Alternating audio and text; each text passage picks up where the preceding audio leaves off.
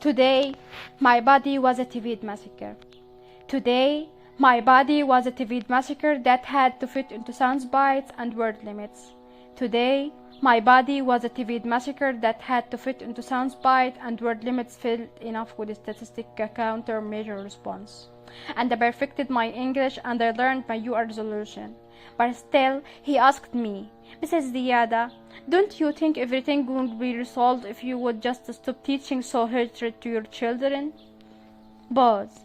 I look inside me for strength to be patient, but patience is not on the top of my tongue as the bomb that hovered over dropped over Gaza. Patience has just escaped me. Pause. Smile. We teach life, sir. Rafeef, remember to smile. Pause. We teach life, sir. We Palestinians teach life after they have built their settlement and apartheid walk after the lost skies. We teach life, sir. But today, my body was a TV massacre made to fit into soundbite and word limits. And just give us a story, a human story. You see, this is not a political story. We just want to tell people about you and your people to give us a human story. Don't mention that word apartheid and occupation. This is not a political story. Today, my body was a TV massacre.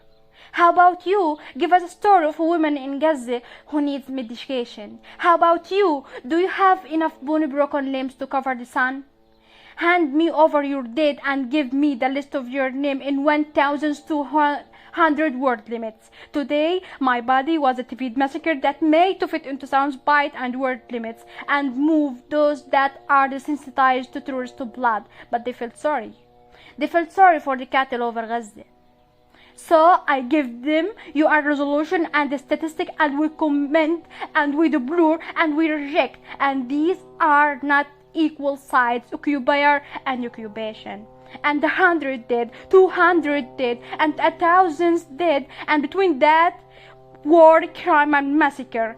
I vent out words and smile, not exhausting, not tourist, and I recount, 100 dead, 200 dead, 1,000 dead.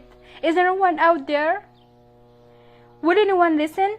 I wish I could wait over their bodies. I wish I could just run barefoot in every refugee camp and hold every child, cover their ear so they wouldn't have to hear the sound for bombing for the rest of their life the way I do. Today, my body was a TV massacre.